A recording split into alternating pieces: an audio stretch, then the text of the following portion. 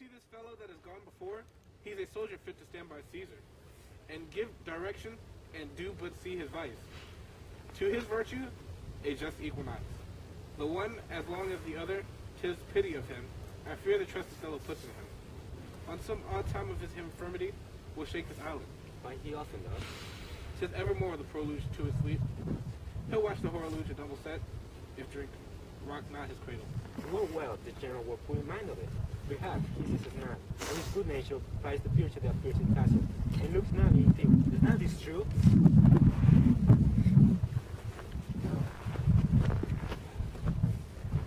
How now, Rodrigo? I pray you. After the lieutenant, go!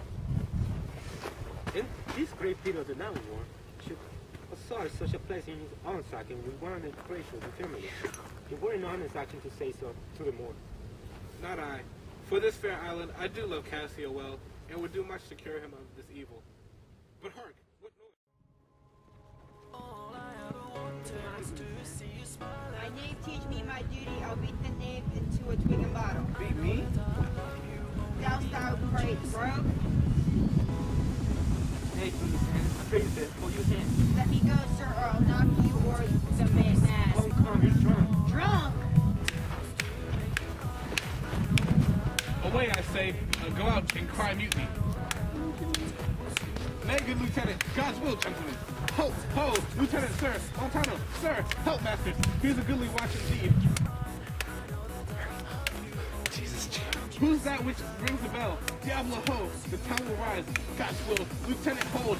You will be shamed forever. Ah! What is the matter here? Sounds as if still a murder dead. He dies! Hold for your lives. Hold ho, Lieutenant. Sir Montano, gentlemen, have you forgotten all sense of place and duty? Hold, the general speaks to you. Hold for shame. Why how now, ho, from whence ariseth this? Are we turned Turks and to ourselves? Do that which heaven hath forbidden Ottomans. For Christian shame, put by this barbarous ball. He that stirs next to carve for his own rage holds his soul late. He dies upon his motion. Silence that dreadful bell, it frights the isle from her propriety. What is the matter, masters?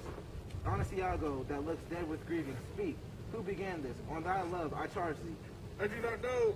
Friends all but now, even now in quarter in terms, like bride and groom, divesting them for the bed. And then but now, as if some planet had unwitted men, swords out, and tilting one at other's breast, in opposition bloody, I cannot speak, any beginning into this peevish odds, and would in action glorious I had lost, those legs that brought me to a part of it. How comes it, Michael, you are thus forgot? I pray you pardon me, I cannot speak.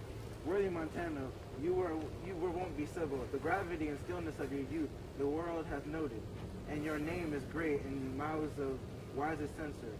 What is the matter? What that you unlace your reputation thus and spend your rich opinion for the name as a night brawler? Give me answer to it. Worthy Othello, I'm in hurt to danger. You obviously Iago came from you. While his spirit speech with something now offends me, all that I do not, nor that I ought, but that said of done on this night, unless so cherry be sometimes advised, and to offend ourselves, it be a sin with violence assail us. My blood begins, now by heaven, my blood begins as my safer guides to rule, and passion having thy best judgment coil, essays to lead the way. Zounds if I stir or do, but lift this arm, but the best of you shall sink in my rebuke. Give me to know how this full rule began. Who set it on? And he that is approved in this offense, though he had twined with me both at birth, shall lose me. What in the town of war, yet while the people's hearts brimful or fear to manage private and domestic quarrel, and night and on the court, the guard of safety, 'tis monstrous. Iago, who began it?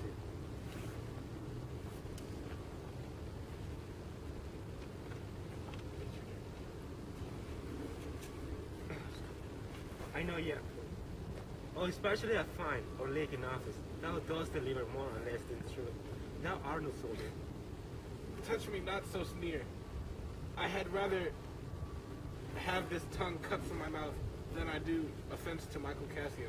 Yet I persuade myself to speak the truth. Shall nothing wrong him? Thus it is general. Montano and myself being in speech, there comes a fellow crying out for help, and Cassio following him with determined sword to execute upon him. Sir, this gentleman steps into Cassio and entreats his pause. Myself, the crying fellow, did pursue, lest by his clamor, as it so fell out, the town might fall in fright. He, swift of foot, outran my purpose, and I returned the rather for that I heard the clink and fall of swords, and Cassio's high an oath, which will tonight I ne'er might say before. When I came back, for this was brief, I found them close together at blow and thrust, even as again they were when you yourself did part them. More of this matter I cannot report, but men are men. The best sometimes forget, though Cassio did some little wrong to him, as men in rage strike those that wish them best. Yet Cassio, I believe, received from him that fled some strange indignity, which patience could not pass.